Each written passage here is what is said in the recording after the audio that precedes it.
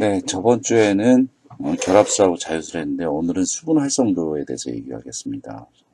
이번 강의는 조금 길 수가 있으니까 이 점 이해해 주시기 바라겠습니다. 수분 활성도는 AW 그래서 아니면은 대문자 AW 이렇게 나타나기도 합니다. 네, 이를 수분 활성도라고 얘기합니다. 자, 물의 함량만으로 식품의 저장의 지표나 기준으로 삼을 수 없다. 네, 도대체 이 말에 대해서 동의를 할 수가 있을까요? 자, 굉장히 좀 어려운 말 같이 들리죠. 자, 물의 함량. 물의 함량이 물이 식품에 얼마나 있다. 뭐 이것은 언제나 변할 수 있다는 얘기고요. 또 미생물이 번식할 수 있는 가능성은 물의 함량이 아니라 실제적으로 이용할 수 있는 얘네들이 이용할 수 있는 물의 함량이지 전체적인 물의 함량이 아니다. 어떤 물이냐에 따라서 다르다는 얘기죠. 그리고 식품 안에 있는 물의 함량은 주위에 있는 환경에 따라서 달라진다. 자, 그러면 그 주위 환경에 따라서 어떻게 달라지는지 한번 살펴보도록 하죠. 자, 이 두 가지 경우가 있네요.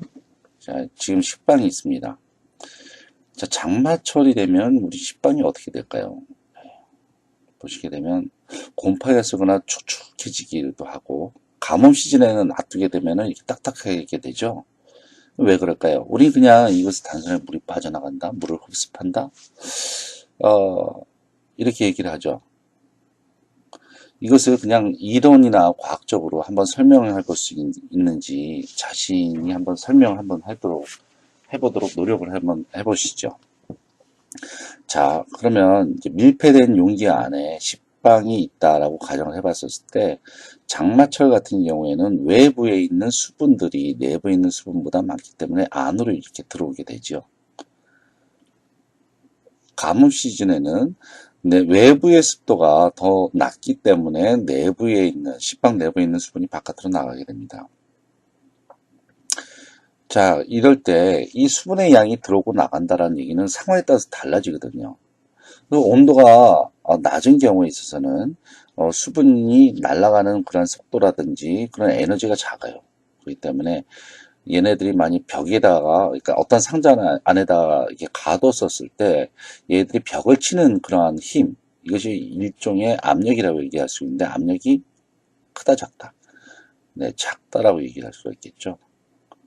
그리고 만약에 그 수분의 분자들이 상자 안에 작게 존재한다 그러면 총 상자가 받는 힘은 굉장히 작겠죠.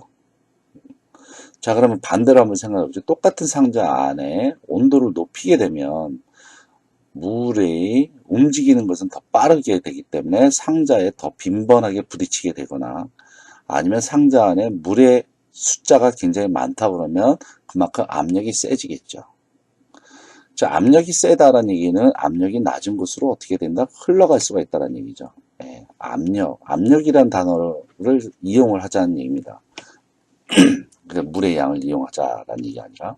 자, 지금 식품이 있습니다. 식품이 있는데 이 안에 이만큼의 물이 있다고 한번 가정을 해보죠. 자, 물은 그럼 다른 색깔로 한번 칠해볼까요? 자, 이만한 물이 있다. 이만큼 물이 있고 나머지는 뭐라고 얘기를 할까요? 고형분이라고 얘기를 합니다. 고형분.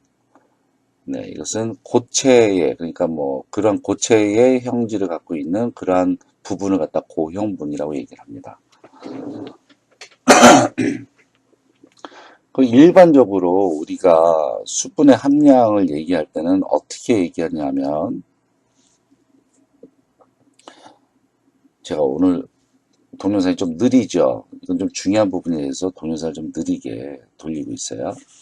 그전 동영상 굉장히 빨라서 여러분이 정신이 없었겠는데, 자, 일반적으로 수분의 함량은 식품, 즉 식품 고형분과 식품 안에 있는 고형분과 물의 함량 더하기 물의 함량 분의 물의 양입니다. 그러니까 식품 안에 있는 물의 양 곱하기 100으로 해서 이것이 퍼센트로 우리가 흔히 말하는 물이 몇 퍼센트다 몇 퍼센트다 하는 얘기는 식품의 양분의 물의 양 곱하기 100입니다. 자, 이런 경우를 갖다가 습부량이라고 얘기를 해요. 그다음에 건부량 그렇게 얘기를 할 때는 어떻게 얘기를 하냐면, 자, 물론 분자에 물이 들어가지만 분모에는 고용분량만 들어가요. 이게 건부량 그렇게 얘기를 합니다. 그러다 곱하기 100 해서 퍼센트로 나타나는 것이 건부량입니다. 네, 그래서 습부량, 건부량 이렇게 나누고, 이것을 이제 영어로는 뭐 어떻게 쓰느냐면, 습부량은 wet basis라고 얘기를 하고요. 그 다음에 건부량은 dry basis라고 얘기를 합니다. 식빵인 식빵인 경우로 한번 살펴보도록 하게 되면, 식빵의 경우에는 습한 곳에 있으면 이제 주위에 있는 물을 흡습하게 되고, 그 다음에 건조한 곳에 있게 되면 물을 바깥으로 배출하게 되죠. 예. 그렇기 때문에 이 함량이라고 하는 것은 굉장히 불안하다는 얘기예요. 예, 함량으로 물의 양을 갖다 표시하게 되기에 굉장히 불안하다. 좀 뭔가 과학적이지 못하다는 얘기죠. 왜냐하면 주위에 온도가 높거나 아니면은 뭐 주위에 뭐 습도가 강하던가 뭐 이제 그런 여러 가지 여타의 여건에 따라서 식품의 물의 함량은 자꾸 변할 수가 있다라는 얘기예요. 자, 그렇다면 도대체 이러한 그 물의 함량을 어떻게 하면은 우리가 정확하게 객관적으로 과학적으로 나타낼 수 있을까? 이러한 부분들을 오늘 공부하게 될 겁니다. 그래서 퍼센트로 물의 함량을 표시하는 것은 힘들다. 자, 그래서 이제 수분활성도가 정의가 되어지는데, 자, 밀폐된 용기 안에서 이런 가정 속에서 외부의 물의 압력 분의 식품 내에 있는 물의 압력의 비율이 바로 수분활성도다라는 얘기예요. 즉 양에 따라서 하는 것이 아니라 얘네들의 압력에 따라서 한다라는 얘기입니다. 압력의 비율이다. 자, 압력. 자, 다시 한번 P0는 식품 외부의 그 온도에서의 순수한 물의 수증기 압력, 그리고 P는 식품 내의 수분의 수증기 압력. 자, 그러면 이것은 가끔 이제 수분활성도는 조금 이제 그 심층 문제에서 몰수로서 나타나게 되는데, 이게 이제 대표적인 문제 중에 하나예요. 뭐, 포도당은 몇 퍼센트고, 뭐가 몇 퍼센트일 때, 이때 이것의 수분활성도를 구하시오. 뭐, 이렇게 나올 수가 있는데, 이건 문제를 보고서 한번 요령을 익히시면 됩니다. 분자에는 각각의 성분들의 분자량분의 퍼센트, 분자량분의 그램, 뭐, 이렇게 나타납니다. 지금 여기 보시게 되면 포도당 10, 비타민 뭐 3, 뭐 비타민 A는 1, 아밀로페틴은 20 이렇게 나오죠. 각각의 분자량을 갖다 또 다시 나눠줘요. 자, 10 더하기 3 더하기 20 하게 되면 자, 그러면은 33%고 나머지는 바로 수분의 함량이겠죠. 자, 그럼 수분의 함량은 뭐 67%, 66%니까 저쪽에 보시게 되면 수분의 분자량은 18입니다. 그래서 66 나누기 18. 그 다음에 10에 대한 표도당은 180 이런 식으로 해서 각각 나누고 분자를 분모에다 집어넣고 분모에다가는 다시 또 수분의 함량을 갖다 집어넣으시면 돼요. 자, 맨 끝에 있는 20 나누기 뭐 300만이 있는데 이것은 너무 숫자가 작으니까 무시해버리고요. 나머지로만 계산하시면 됩니다. 자, 그 다음 몇 가지 참조사항이 있는데 어려운 말들입니다. 그 어려운 말들을 풀어쓰는 건데 평형 상대 습도, 평형 수분 함량 그런 것이 있어요. 어떤 식품이 어떤 물질, 그러니까 박스 안에다 이제 들어갔어요. 그래서 그렇게 되면 나중에 시간이 오래 지나게 되면 들어오는 수분의 함량과 나가는 수분의 함량의 속도가 일정해집니다. 즉 평형을 이루게 돼요. 그러할 때의 습도를 갖다 평형 상대 습도 그렇게 얘기를 하고 그때의 식품 안의 수분의 함량을 갖다 평형 수분 함량 그렇게 얘기를 합니다. 이해가 가셨죠? 밀폐된 용기 안에 얘들이 수분이 들어가고 나가는 속도가 일정해져 평형이 되었을 때 그때 무게, 수분의 함량, 그래서 또 평형 수분 함량 그렇게 얘기합니다. 자, 그러면 습도가 각각 0, 25, 50, 75, 100인 그런 박스가 있습니다. 네, 박스 안에다가 식품을 집어넣었어요. 자, 식품을 집어넣어서 25도씨에서 저장을 했습니다. 자, 오랫동안 저장을 하게 되면 어떻게 될까요? 자, 여기 같은 경우는 수분이 바깥으로 나가겠죠. 낮은 습도에서는. 근데 높은 습도에 갈수록 점점 물이 들어오는 함량이 많아지겠죠. 자, 그러면 얘네들을 갖다 일정 기간 지난 다음에 다시 꺼냅니다. 다시 꺼내서 이 안에 있는 수분이 얼마만큼 있는지 그 수분의 무게를 측정을 하게 됩니다. 이 뭐 수분의 무게를 측정하는 방법은 뭐 쉽겠죠. 자, 그러면 숫도를 X축에다 놓고 0, 25, 50, 75, 100일 때 안에 얘네들의 수분의 함량을 갖다가 각각 찍어보니까 0, 15, 20, 뭐 45, 80 이렇게 됐죠. 얘는 이제 평형이 다 이루어진 다음에 평형 수분 함량이죠. 네, 평형 수분 함량입니다. 자, 그것이 딱 나왔어요. 네. 자, 그래서 높은 것은 물을 흡수했고 낮은 것은 물을 빠져나가겠죠. 그래서 각각의 수분의 함량을 갖다가 Y축에다가 이렇게 표시합니다. 0, 15, 25, 45. 그래서 점을 찍고 이렇게 이으게 되면 이것이 바로 뭐예요? 등온 흡습 곡선이라고 하는 겁니다. 이 등온 흡습 곡선은 거꾸로 하게 되면 등온 탈습 곡선이 되는데 언제나 얘네들 같은 식품인데도 일치하지가 않아요. 네. 자, 이게 상대 습도가 높아질수록 자, 이렇게 벌어지는 이러한 현상을 갖다 히스테리시스라고 얘기합니다. 너 왜 이렇게 오늘따라 히스테리 부려? 이렇게 얘기를 하죠. 그러니까 변덕이 심하다는 얘기예요. 감기가 걸려서 죄송합니다. 자, 이제 한번 실전 문제를 한번 들어가 보도록 하죠. 이제 세 가지 A, B, C라는 그런 식품이 있는데 얘네들의 등원 흡수 코스를 측정했더니 이렇게 그래프와 같이 나타났어요.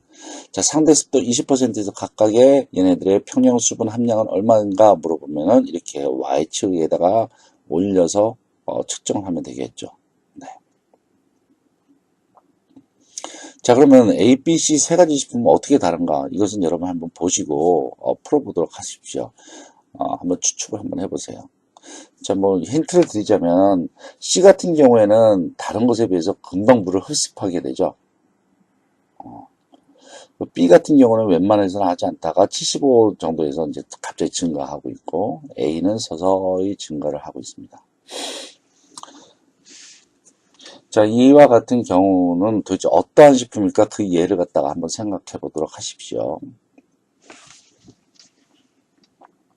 자, 다시 한번 말씀드립니다. 이제 등원 흡수 곡선은 일정한 온도에서 상대 습도가 높아짐에 따라서 식품의 평형 수분 함량이 변하는 곡선을 갖다가 등원 흡수 곡선이라고 얘기하고 얘에 대해 특징 뭐 이런 것들은 여기에 슬라이드를 보고 참조를 하시도록 하십시오.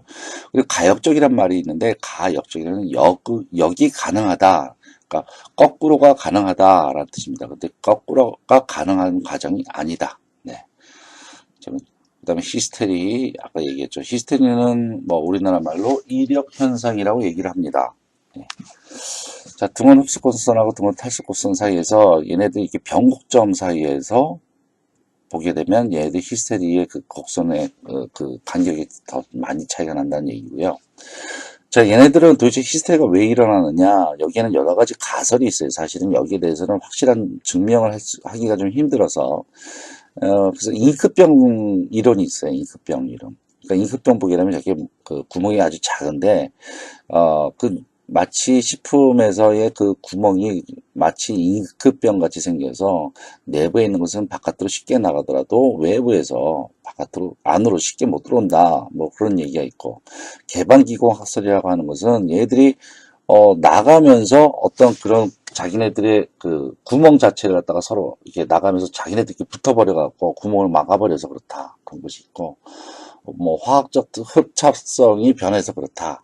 뭐 가령 이제 뭐 설탕 같은 경우에는 결정으로 해서 결정이었다가 물에 녹았다가 얘들 물에 나가니까 얘들이 다시 굳어져서 결정이 되면서 물이 들어올 틈이 없다. 뭐 이런 것들, 이런 경우는 화학적 흡착성이 변해서 그렇다라는 얘기입니다.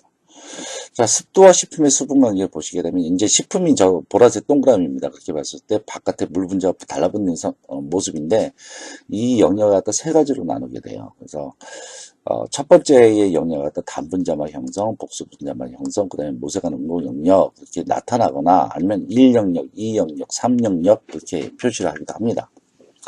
1영역의 특징, 얘네들이 굉장히 수분이 대단히 적은 곡선 부분이고 이때의 결합은 이온 결합이다. 그리고 이때 산패가 잘 일어난다. 왜 산패가 잘 일어나는지 한번 생각을 해보도록 하십시오. 자, 이온 결합이 잘 일어난다. 그 다음에 이 영역은 수소 결합이다. 그리고 저장성이 가장 좋은 최적 수분 함량이다. 자, 3형, 제일 맨 마지막이죠. 이때는 물 분자가 식품화로 이제 막 들어오는 거예요. 이때는 화학 반응이 일어나고 효소 반응이 촉진되고 미생물의 증식도 일어납니다. 자, 그러면 이 영역에 따라서 여러 가지 저장 변화들이 지금 이 그래프로 나타나는데요. 이 그래프 아주 중요하니까 잘 보도록 하십시오. 자, 1영역, 2영역, 3영역 있고요. 1영역에 지금 일어나는 변화. 1영역을 보시게 되면 자동산화가 물이 오히려 굉장히 적을 때는 굉장히 산화가 많이 일어나는데 산화가 이제 점점 적게 일어나죠. 예. 물이 많을 때는 오히려 산화가 적게 일어나요. 또 유지의 산화도 아주 비슷해요. 예, 자동산화나 유지의 산화. 자동산화가 뭐예요? 이것도 유지의 산화인데 자동적으로 일어나는 산화입니다. 예, 그러니까 유지의 산화랑 같은 개념이라고 그냥 생각하시면 됩니다. 유지의 산화도 많이 이렇게 비슷하게 나오고, 그다음에 비효소적 효소적인 갈색이 아니라 비효소적인 갈색 반응 같은 경우에도 점차적으로 높아지고요. 미생물 같은 경우에는 후반에 굉장히 많이 있죠. 요 차례 잘 외워두세요. 세균, 효모, 곰팡이의 순입니다. 세균, 효모, 곰팡이. 자, 몇 가지 중요한 포인트를 보시게 되면 보통 세균은 0.852에서는 성장할 수 없고 저쪽 이렇게 나오는데 이게 책마다 이제 조금 다르긴 하지만 제가 다시 한번 정리를 해드리자면 먼저 세균은 제일 물이 많아요. 물이 많아야지 잘 살아요. 0.95가 최저예요. 0.95 밑에는 못 살아요. 효모는 0.88, 곰팡이는 0.85. 네. 자, 그럼 내건성 곰팡이는 내건성이라는 것은 건조에 견뎌내는 곰팡이란 뜻이에요. 0.65. 네, 그러니까 이것은 숫자를 외우는 것보다도 주로 순서에 대한 문제가 많이 나와요. 그래서 세균, 효모, 곰팡이, 내건성 곰팡이의 순으로 수분 함량이 높은 곳에서 낮은 곳으로 얘네들 최저 생육 함량입니다. 자, 그 다음에 효소 작용은 0.32에서는 효소 활성이 없다. 네. 저기 보시게 되면 효소 활성이죠. 효소 활성은 0.3 이상이 없다. 이하에는 없다. 그 다음에 비효소적 갈색 반응은 0.6에서 0.7, 네, 그 사이에서 가장 활발하게 잘 일어난다. 그 다음에 유지의 산화 반응은 아까 얘기를 했었죠. 자, 식품 저장의 수분 활성도를 적용한 예, 건조하는 방법, 아니면 동결하는 방법, 아니면 결합수로 만들어버리는 경우, 당장이나 염장을 이용하는 방법, 이런 것들입니다.